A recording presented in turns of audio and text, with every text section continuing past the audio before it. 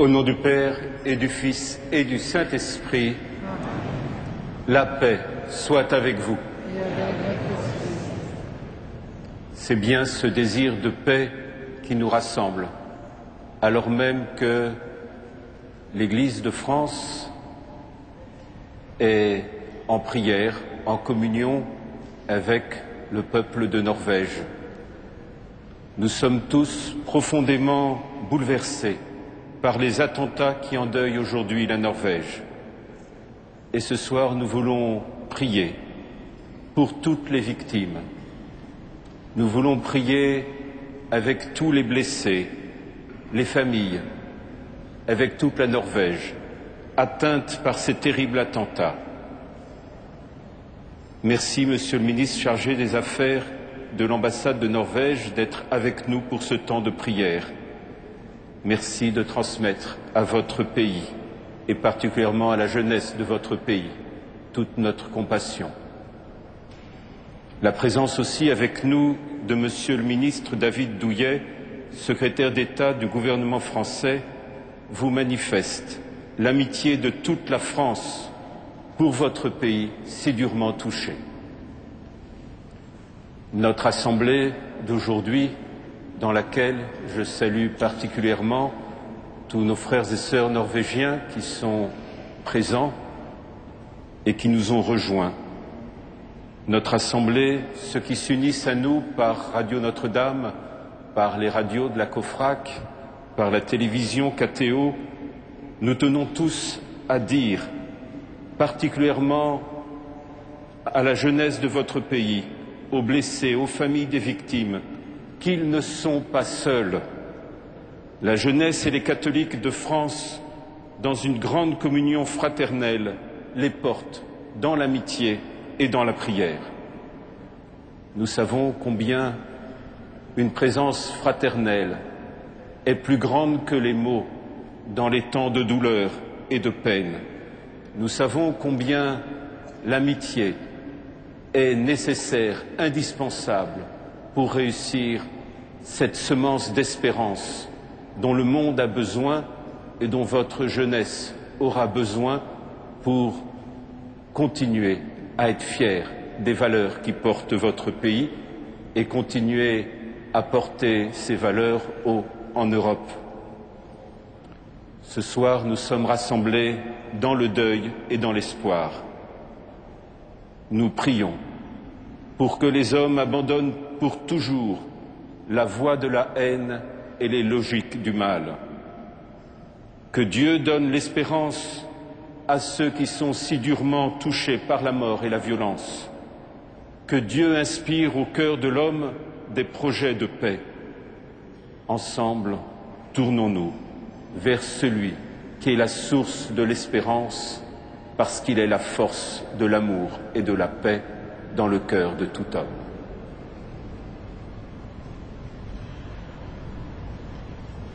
Je confesse à Dieu Tout-Puissant, je reconnais devant mes frères que j'ai péché en pensée, en parole, par action et par omission.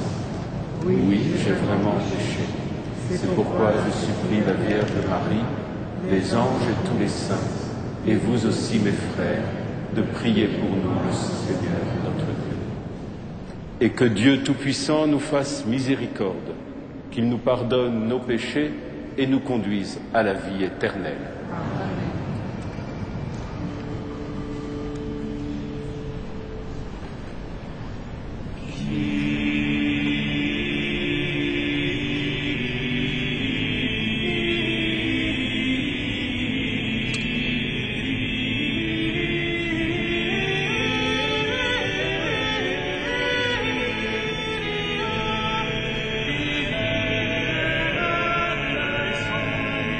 Oh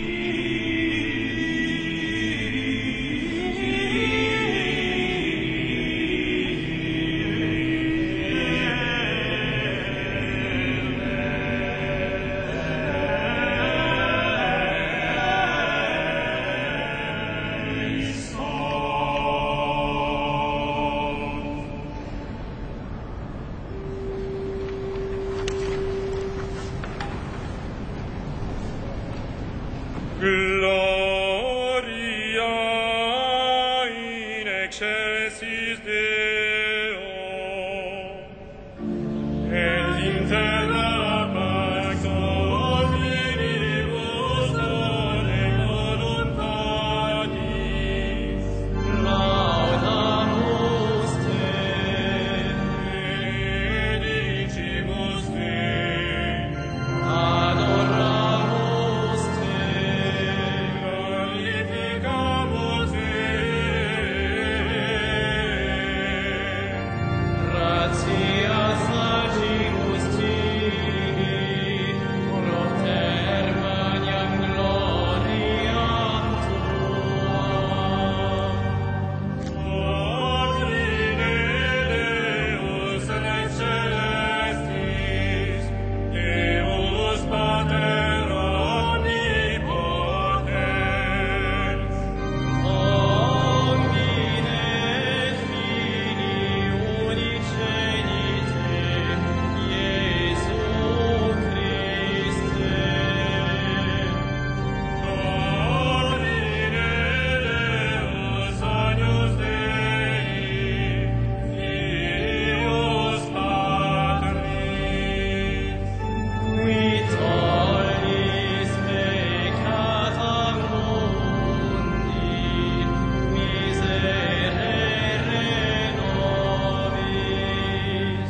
Qui tollis peccata mundi, suscipe precationem nostra. Qui seres ad exteram patris, miserere nobis. Omniam tu solus sanctus, tu solus Dominus, tu solus Sanctissimus Iesu Christe, cum Sancto Spiritu, in gloria Dei, ad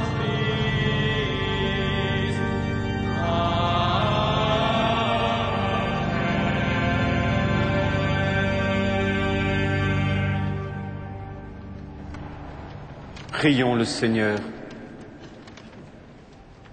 Tu protèges, Seigneur, ceux qui comptent sur toi. Sans toi, rien n'est fort et rien n'est saint.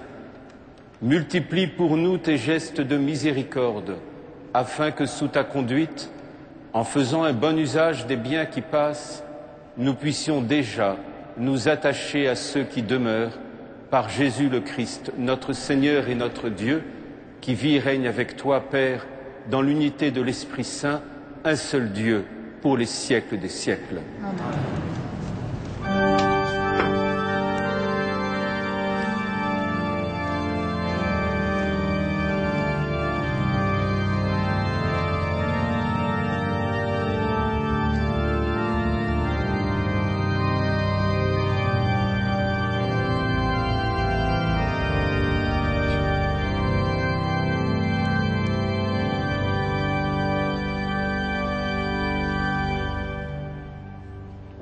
Lecture du premier livre des rois. À Gabaon, pendant la nuit, le Seigneur apparut en songe à Salomon. Il lui dit : Demande-moi ce que tu veux, et je te le donnerai. Salomon répondit : Seigneur, mon Dieu, c'est toi qui m'as fait roi, à la place de David mon père. Or, je suis un tout jeune homme, incapable de se diriger, et me voilà au centre du peuple que tu as élu. C'est un peuple nombreux, si nombreux qu'on ne peut ni l'évaluer ni le compter. Donne à ton serviteur un cœur attentif pour qu'il sache gouverner ton peuple et discerner le bien et le mal. Comment sans cela gouverner ton peuple qui est si important? Parole du Seigneur.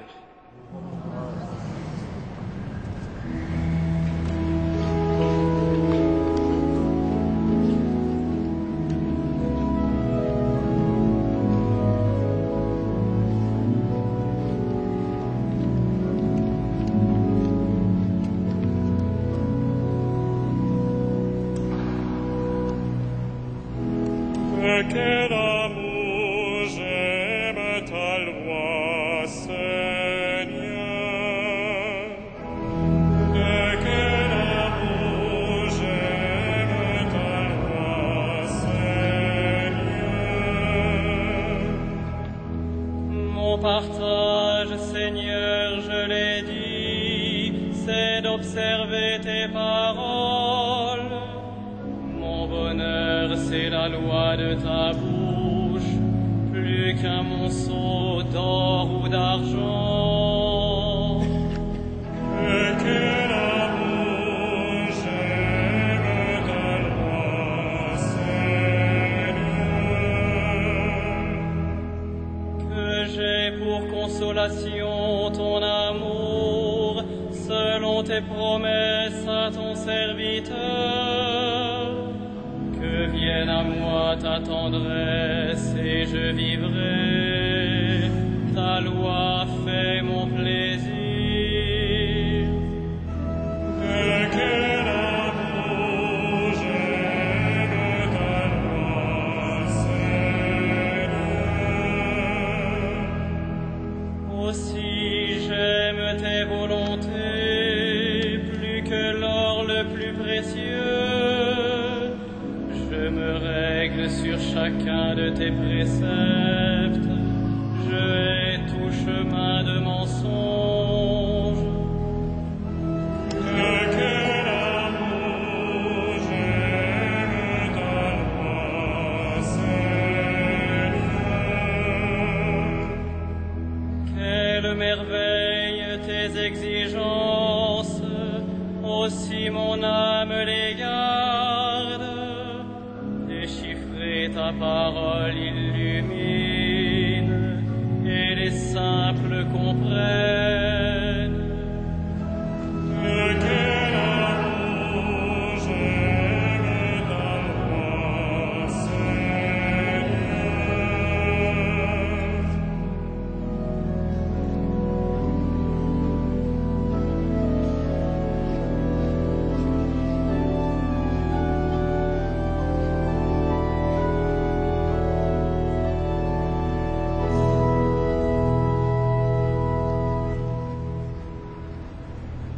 Lecture de la lettre de saint Paul apôtre aux Romains. Frères, nous le savons, quand les hommes aiment Dieu, lui-même fait tout contribuer à leur bien, puisqu'ils sont appelés selon le dessein de son amour. Ceux qu'il connaissait par avance, il les a aussi destinés à être l'image de son Fils, pour faire de ce Fils l'aîné d'une multitude de frères. Ceux qu'il destinait à cette ressemblance, il les a aussi appelés. Ceux qu'il a appelés, il en a fait des justes, et ceux qu'il a justifiés, il leur a donné sa gloire. Parole du Seigneur.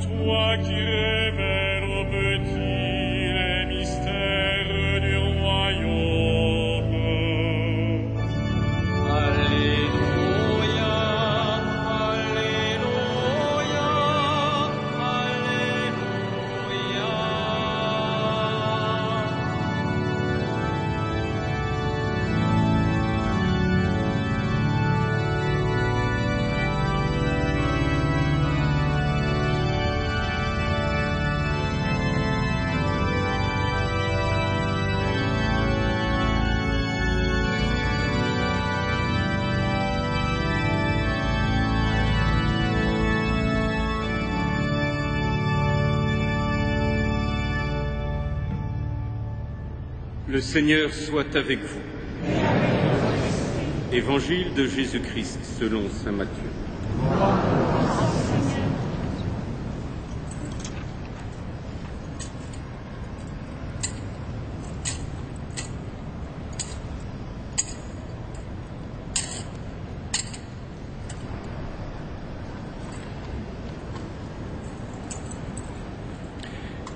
Jésus disait à la foule ces paraboles. Le royaume des cieux est comparable à un trésor caché dans un champ. L'homme qui l'a découvert le cache à nouveau. Dans sa joie, il va vendre tout ce qu'il possède et il achète ce champ. Ou encore, le royaume des cieux est comparable à un négociant qui recherche des perles fines. Ayant trouvé une perle de grande valeur, il va vendre ce qu'il possède et il achète la perle. Le royaume des cieux est encore comparable à un filet qu'on jette dans la mer et qui ramène toutes sortes de poissons.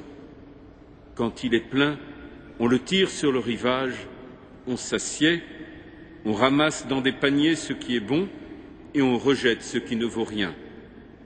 Ainsi en sera-t-il à la fin du monde. Les anges viendront séparer les méchants des justes et les jetteront dans la fournaise. Là, il y aura des pleurs et des grincements de dents. Avez-vous compris tout cela? Oui, répondent-ils. Jésus ajouta, c'est ainsi que tout scribe devenu disciple du royaume des cieux est comparable à un maître de maison qui tire de son trésor du neuf et de l'ancien. Acclamons la parole de Dieu.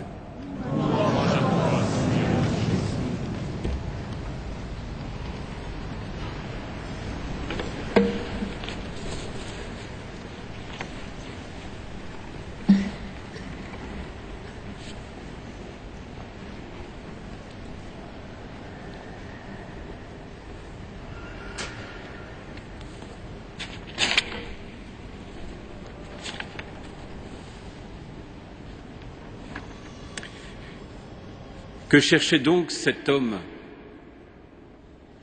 qui trouve un trésor dans un champ, qui vend tout ce qu'il a et qu'il achète ce champ pour garder ce trésor? Que cherchait donc cette femme, ce négociant, pour trouver cette perle fine qui a plus de valeur que toutes les perles? Ils étaient d'abord des hommes et des femmes qui cherchent le secret, la force d'une existence, qui cherchent ce qui a du prix dans une existence et pour lequel on peut tout donner, parce que sans cette valeur, sans ce trésor, sans cette perle fine, la vie perd sa saveur, elle perd sa force, elle perd sa joie. Le royaume des cieux est comparable à ce trésor caché que chaque homme, au long de sa route, aura à découvrir, à percevoir. Mais d'abord, il faut que l'homme cherche. Il faut qu'il soit un cœur qui cherche. Déjà, dans le début de l'Évangile, lorsque Jésus se retourne vers ses premiers disciples, il leur demande « Que cherches-tu » Quelle est donc la recherche? Quel est donc le secret de ton désir? Le secret de ce qui peut donner à ta vie sa plénitude, sa joie et sa force? Que cherches-tu? Peut-être cette question rejoint-elle celle que le Christ pose à l'aveugle Bartimée, à Jéricho. Que veux-tu que je fasse pour toi?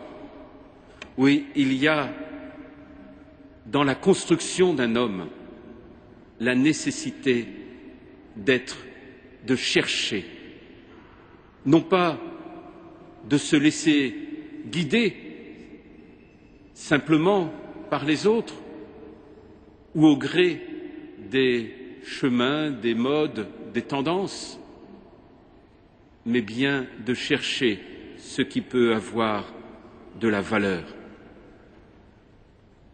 Cette recherche, il me semble qu'en tout homme, il y a cette quête et ce désir, d'abord de l'amour, parce que tout homme désire être aimé et a en lui la force de se donner par amour. La réalité de cet amour qui ne peut se concevoir sans la liberté, sans la paix, sans l'acceptation de l'autre tel qu'il est.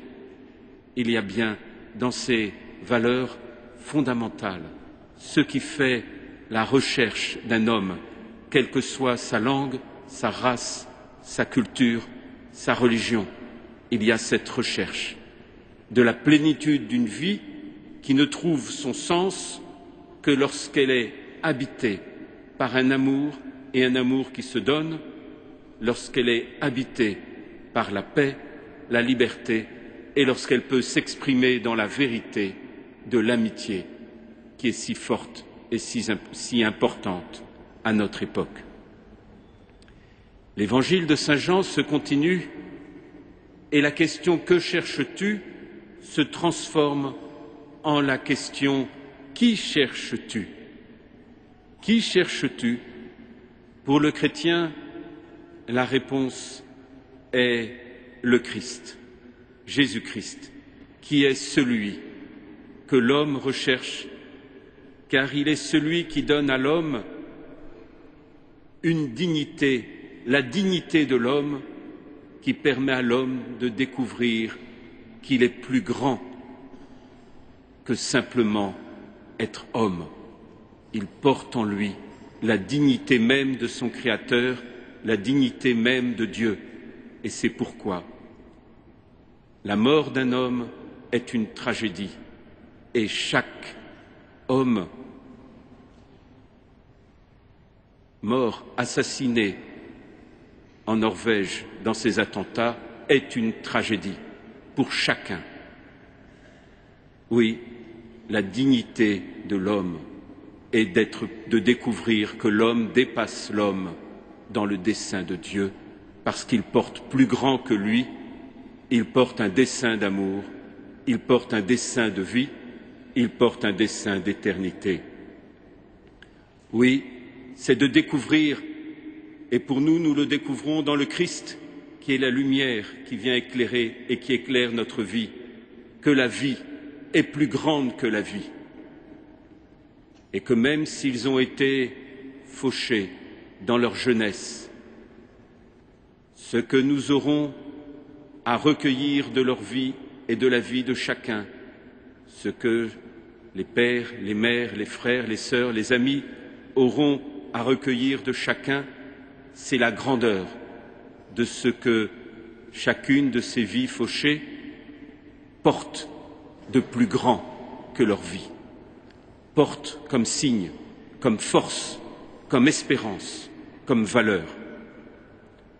Oui, pour nous, le Christ est celui qui donne à l'homme le souffle de son éternité, car nous croyons et nous le savons dans la résurrection du Christ. La mort n'aura jamais le dernier mot dans l'histoire de l'humanité. Le mal n'aura jamais le dernier mot dans l'histoire de l'humanité. La haine ne pourra jamais être victorieuse dans l'histoire de l'humanité. Car il existe une force qui est plus grande que tout. Car il existe une force qui peut renverser et qui renverse le cours de l'histoire. Il existe une force qui donne à l'homme de se lever et de ne jamais se laisser réduire à l'esclavage du mal ou des logiques du mal, ni à celle de la haine, c'est la force de l'amour. Oui, cette force-là, nous ne pouvons la méconnaître dans le cœur de l'homme, car elle est la vérité de l'homme, et elle est bien cette vérité que nous avons à recevoir, à construire, à connaître et à révéler les uns aux autres. C'est cela qui nous donnera toujours la force de repartir, de reconstruire. C'est cela qui nous donnera toujours la force d'être fiers de ce que nous voulons construire, d'être fiers des valeurs qui peuvent nous habiter, et pour le chrétien, d'être fier de ce que le Christ lui donne de vivre dans le dessein amoureux du Père qui donne à tout homme d'être appelé non seulement à être homme, mais en étant pleinement homme, à être fils de Dieu par adoption, divinisé par l'amour de Dieu. Cette recherche, que cherches-tu? Qui cherches-tu? Elle recherche la vie de tout homme, l'homme qui ne rechercherait plus et qui croirait pouvoir se saisir de ce qu'il a perçu comme un bien qui lui appartient contre les autres, est un homme qui va à la mort, car il a perdu le souffle de ce que c'est qu'être homme, qui est d'oser s'abandonner, d'oser se donner, d'oser recevoir de l'autre, de tout autre. Il y a une lampe qui doit éclairer le cœur de tout homme. Il y a la lampe de la conscience, cette conscience de chaque personne humaine, sanctuaire inviolable de la personne humaine que nous devons sans cesse éclairer, que nous devons sans cesse éduquer, que nous devons sans cesse former la conscience de la personne humaine. Mais cette lampe qui éclaire la conscience est aussi pour nous le Christ. Et la demande de Salomon est une demande forte, vraie. Et je sais qu'en tous les cas, pour beaucoup de jeunes de France, c'est une demande qu'ils font et qu'ils portent dans leur cœur, le discernement du bien et du mal. Oui, quelle belle demande que celle de Salomon, être capable de discerner le bien du mal, pour rejeter le mal, pour ne pas être complice du mal, et pour aimer le bien de toute sa force, avec la certitude victorieuse que le bien aura le dernier mot dans l'histoire de l'humanité, que l'amour aura le dernier mot dans l'histoire de l'humanité, que la paix sera toujours victorieuse. Ce discernement est essentiel aussi pour reconstruire, car nous ne pouvons pas reconstruire si nous laissons la haine envahir notre cœur, si nous laissons cette logique-là envahir notre cœur dans sa logique de violence. Nous ne pouvons pas reconstruire en redonnant aux générations qui viennent le discernement du bien et du mal pour aimer le bien et pour ainsi construire et donner l'avenir aux générations qui viennent. La confiance est ainsi nécessaire pour recevoir ce discernement. La confiance en l'autre, la confiance en un État, la confiance qui donne de se savoir aimer et de pouvoir s'appuyer sur l'amour dont on est aimé pour devenir soi-même. Car en effet, mon plus grand souhait dans la meurtrissure qui atteint aujourd'hui tout un pays d'Europe et par-delà toute l'Europe, c'est que la jeunesse, et particulièrement cette jeunesse qui a été si blessée, si atteinte, si assassinée dans ces attentats, puisse se reconstruire dans l'espérance. L'espérance est une flamme fragile, mais c'est une flamme qui peut brûler le cœur de l'homme et lui donner alors d'être debout et de reconstruire dans la beauté du désir de paix, du désir de liberté, du désir d'avenir, du désir d'être solidaire, qui est la plus grande force et la plus grande espérance qui peut prendre le cœur de l'homme dans le désir de notre fraternité.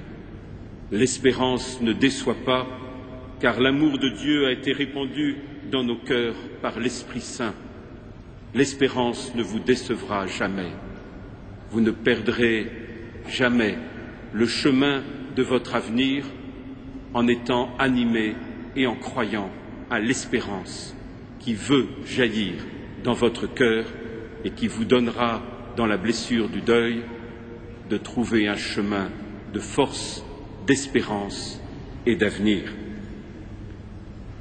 Quelle que soit la foi, quelle que soit la religion, nous avons à prier pour que cette force de l'espérance puisse être celle qui vienne guérir les meurtrissures de la jeunesse et du peuple de Norvège, que ça puisse être cette force qui donne un esprit de paix qui soit exemplaire et qui nous donne ainsi dans l'Europe d'être des artisans de paix et d'avenir pour toute l'humanité. Heureux les artisans de paix, ils seront appelés fils de Dieu.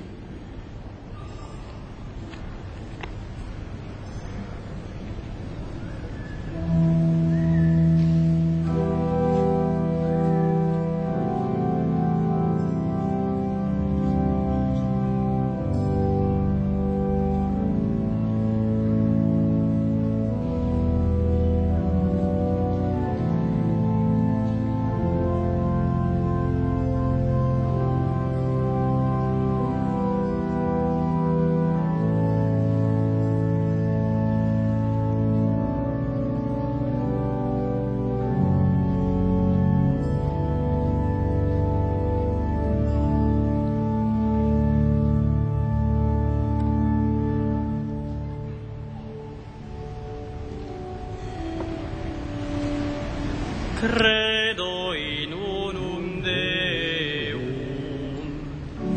Pater omnipotentem, factorem celi et terrae, visibilium omnium et invisibilium. Et in nomine Dominum Iesum Christum, Filium Dei unice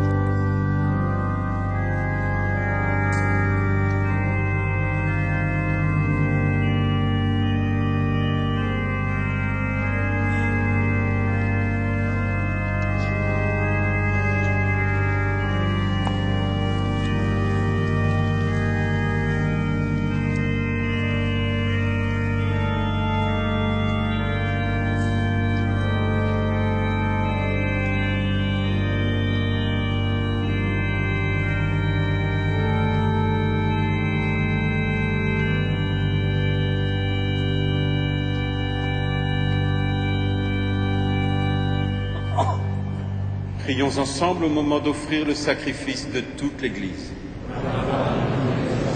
Accepte, Seigneur, ces offrandes prélevées pour toi sur tes propres largesses, que ces mystères très saints où ta grâce opère avec puissance sanctifient notre vie de tous les jours et nous conduisent aux joies éternelles par Jésus le Christ, notre Seigneur. Le Seigneur soit avec vous. Élevons notre cœur. Rendons grâce au Seigneur notre Dieu. Vraiment, il est juste et bon de te rendre gloire, Père très saint, Dieu éternel et tout-puissant, de qui nous tenons la vie, la croissance et l'être. Dans cette existence de chaque jour que nous recevons de ta grâce, la vie éternelle est déjà commencée. Nous avons reçu les premiers dons de l'Esprit par qui tu as ressuscité Jésus d'entre les morts. Et nous vivons dans l'espérance que s'accomplisse en nous le mystère de Pâques. C'est pourquoi, avec tous les anges du ciel, nous voulons te bénir et t'acclamer en chantant d'une seule voix.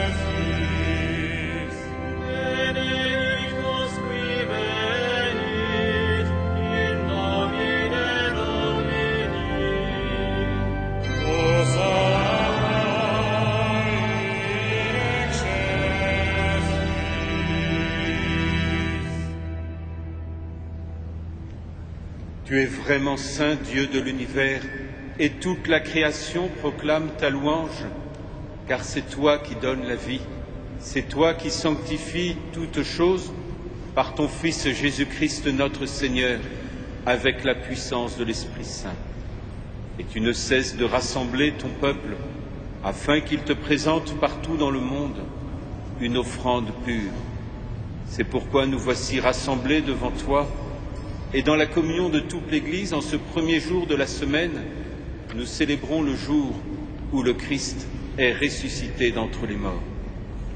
Par lui, que tu as élevé à ta droite, Dieu Tout-Puissant, nous te supplions de consacrer toi-même les offrandes que nous apportons. Sanctifie-les par ton Esprit pour qu'elles deviennent le corps et le sang de ton Fils, Jésus-Christ notre Seigneur, qui nous a dit de célébrer ce mystère. La nuit même où il fut livré, il prit le pain. En te rendant grâce, il le bénit, il le rompit et le donna à ses disciples en disant : « Prenez et mangez-en tous, ceci est mon corps livré pour vous. »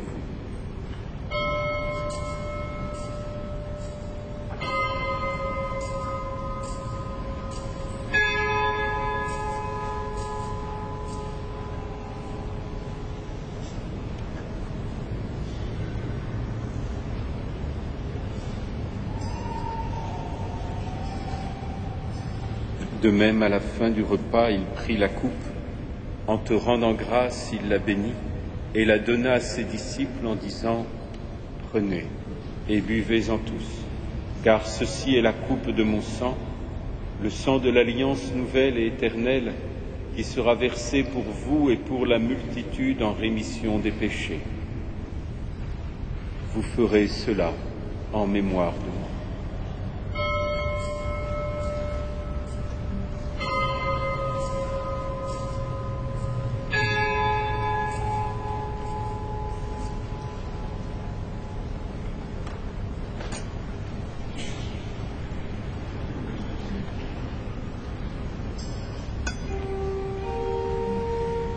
Il est grand le mystère de la foi.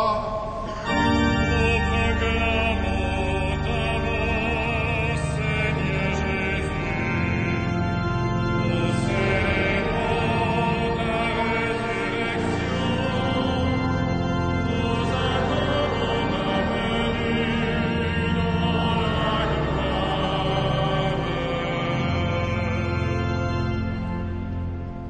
faisant mémoire de ton Fils, de sa passion qui nous sauve, de sa glorieuse résurrection et de son ascension dans le ciel, alors que nous attendons son dernier avènement, nous présentons cette offrande vivante et sainte pour te rendre grâce.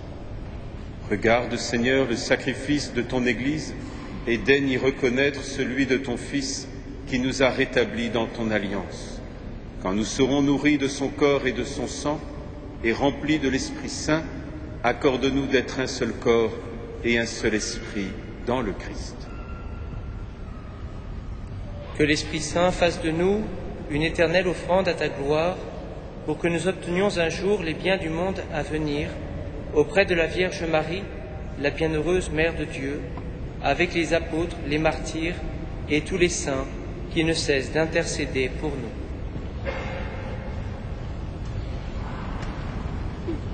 Et maintenant, nous te supplions, Seigneur, par le sacrifice qui nous réconcilie avec toi, étends au monde entier le salut et la paix. Affermis la foi et la charité de ton Église au long de son chemin sur la terre. Veille sur ton serviteur le pape Benoît, notre évêque André, l'ensemble des évêques, les prêtres, les diacres et tout le peuple de racheter. Écoute les prières de la famille assemblée devant toi et ramène à toi, Père très aimant, tous tes enfants dispersés.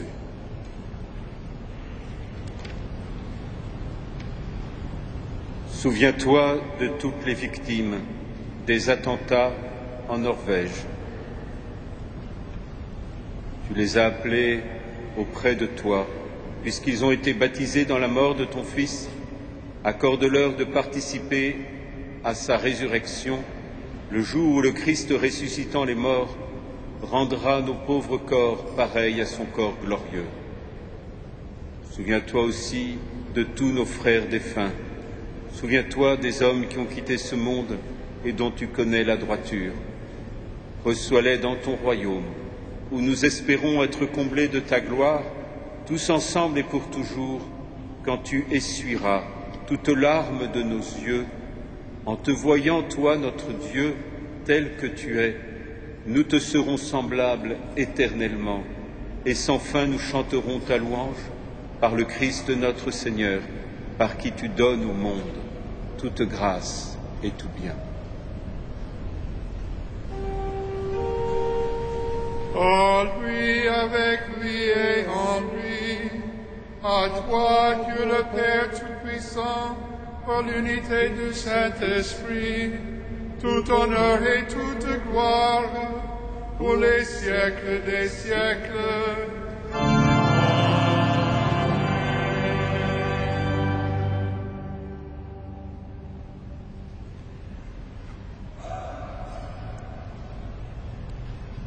C'est avec une grande confiance que, rassemblés dans la même famille, tous frères et sœurs de la même humanité, frères et sœurs parce que fils de Dieu, nous osons dire avec ceux qui nous ont quittés, avec ceux qui souffrent, dans la même fraternité, dans la même compassion et la même espérance. Notre Père, qui es aux cieux, que ton nom soit sanctifié, que ton règne vienne, que ta volonté soit faite sur la terre comme au ciel. Donne-nous aujourd'hui notre pain de ce jour. Pardonne-nous nos offenses, comme nous pardonnons aussi à ceux qui nous offensent. Et ne nous soumets pas à la tentation, mais délivre-nous du mal. Délivre-nous de tout mal, Seigneur, et donne la paix à notre temps. Par ta miséricorde, libère-nous du péché.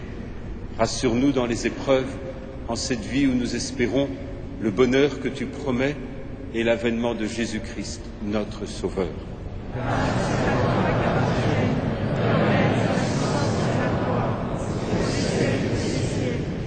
Seigneur Jésus-Christ, tu as dit à tes apôtres, « Je vous laisse la paix, je vous donne ma paix. Ne regarde pas nos péchés, mais la foi de ton Église. Et pour que ta volonté s'accomplisse, donne-lui toujours cette paix et conduis-la vers l'unité parfaite toi qui règnes pour les siècles et des siècles. Amen. Que la paix du Seigneur soit toujours avec vous. Et avec vous. Et dans la charité du Christ, donnez-vous cette paix.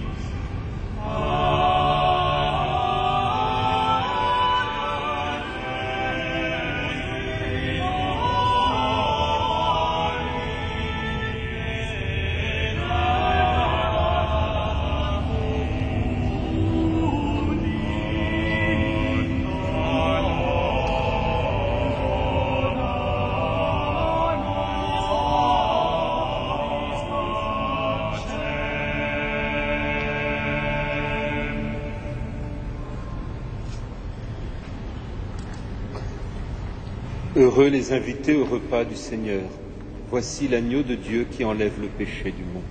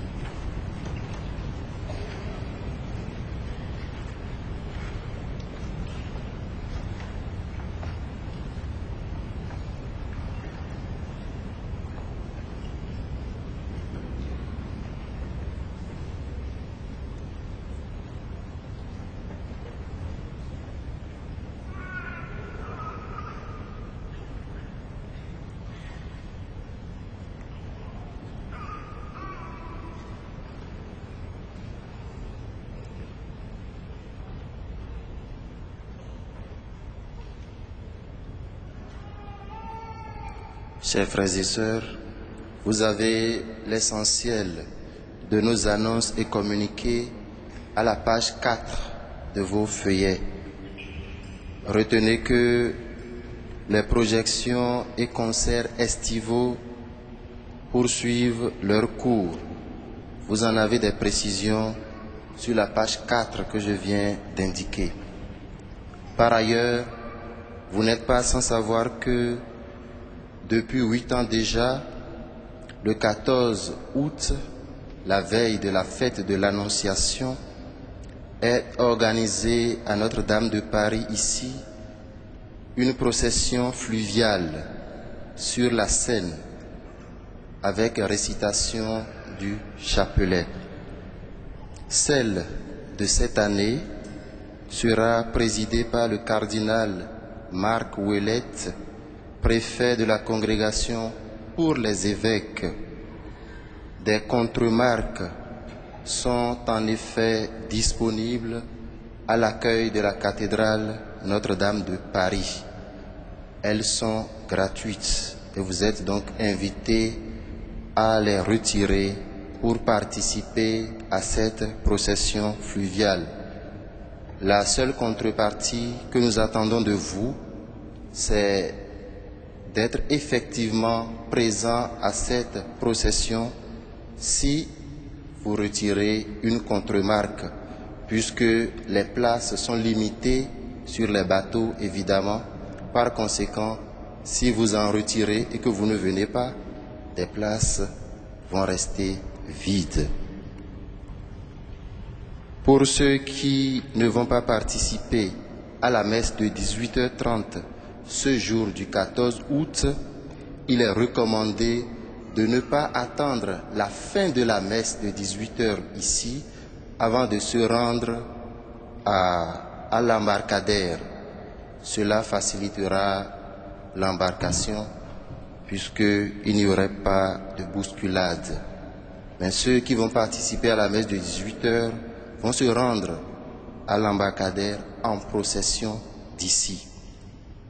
Pour les paroisses, une demande spéciale est à effectuer avec un formulaire à retirer à l'accueil. Les contremarques pour les paroisses donc seront à retirer entre le 6 et le 11 août. À présent, nous nous levons pour finir notre célébration avec Monseigneur Jérôme Beau.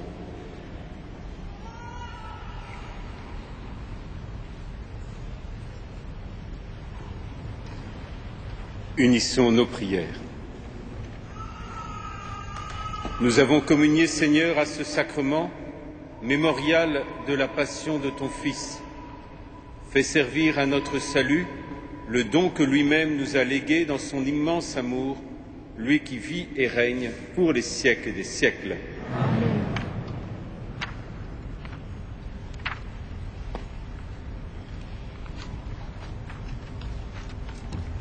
Le Seigneur soit avec vous.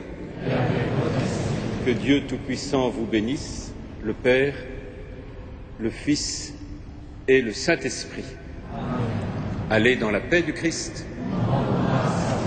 Et nous confions à la Vierge Marie la douleur de tant de familles de Norvège.